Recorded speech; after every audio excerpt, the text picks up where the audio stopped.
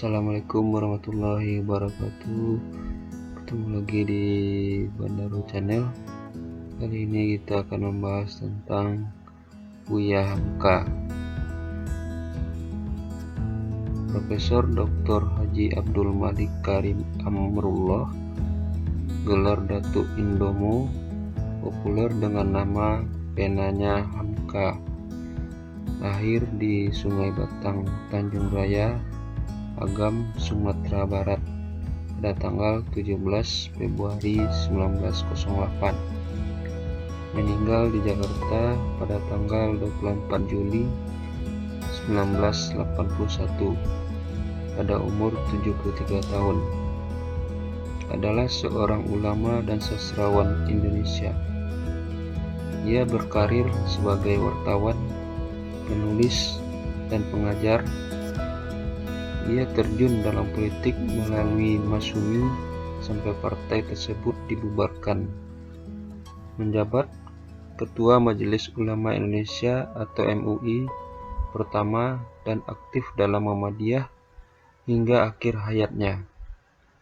Universitas Al-Azhar dan Universitas Nasional Malaysia menganugerahkannya gelar Doktor Kehormatan. Sementara Universitas Mustopo Jakarta mengukuhkan Hamka sebagai guru besar. Namanya disematkan untuk Universitas Hamka milik Muhammadiyah dan masuk dalam daftar pahlawan nasional Indonesia. Dibayangi nama besar ayahnya, Abdul Karim Amrullah, Hamka remaja sering melakukan perjalanan jauh sendirian. Ia meninggalkan pendidikannya di Tawalib, menempuh perjalanan ke Jawa dalam usia 16 tahun. Setelah setahun melewatkan perantauannya, Hamka kembali ke Padang Panjang membesarkan Muhammadiyah. Pengalamannya ditolak sebagai guru di sekolah milik Muhammadiyah karena tidak memiliki diploma dan kritik atas kemampuan bahasa Arab melecut keinginan Hamka pergi ke Mekah. Dengan bahasa Arab yang dipelajarinya, Hamka mendalami sejarah Islam dan sastra secara otodidak. Kembali ke tanah air, Hamka merintis karir sebagai wartawan sambil bekerja sebagai guru agama di Delhi. Dalam pertemuan memenuhi kerinduan ayahnya, Hamka mengukuhkan tekadnya untuk meneruskan cita-cita ayahnya dan dirinya sebagai ulama dan sastrawan. Kembali ke Medan pada tahun 1936 setelah pernikahannya. Ia menerbitkan majalah Pedoman Masyarakat. Lewat karyanya di bawah lindungan Ka'bah dan tenggelamnya kapal Van der Wijk, nama Hamka melambung sebagai sastrawan.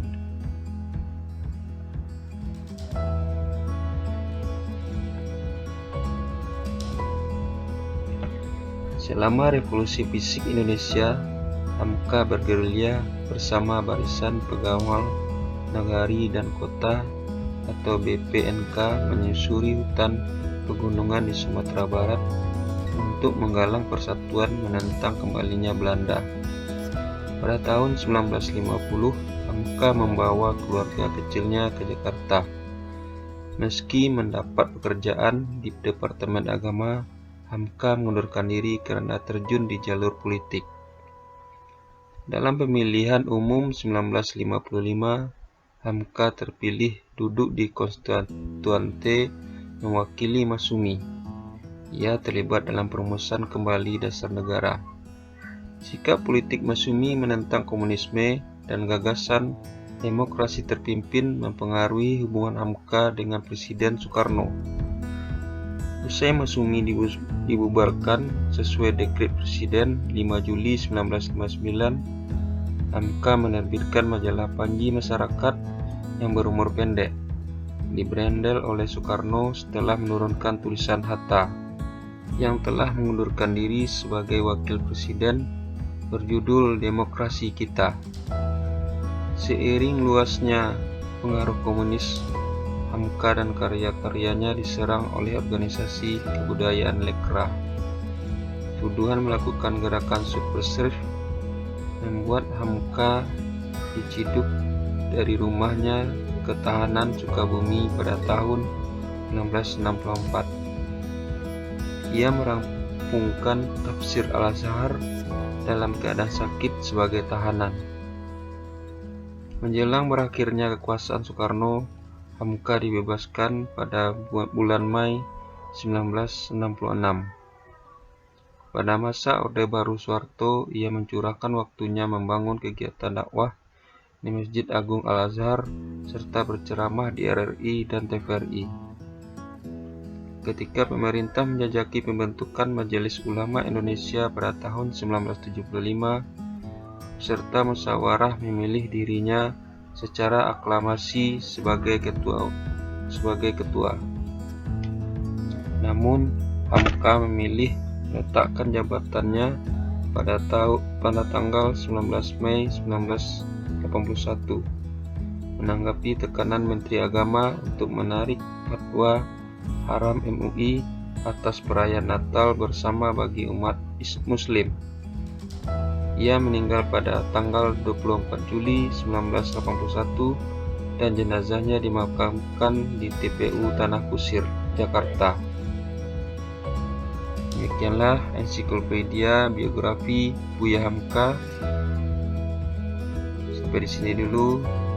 Ketemu kembali dengan Bandaro Channel. Jangan lupa like, komen, dan subscribe-nya. Assalamualaikum warahmatullahi wabarakatuh.